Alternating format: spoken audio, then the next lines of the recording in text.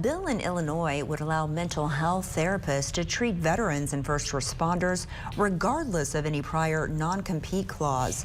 It comes after a therapist was sued for violating a non-compete clause by helping firefighters in his district.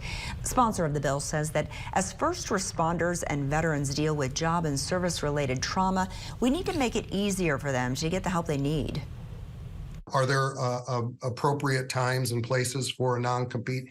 Absolutely.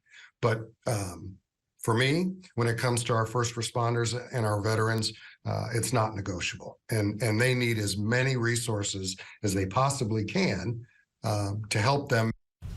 Now, last week, the bill passed out of the Senate Labor Committee and now heads to the Senate floor.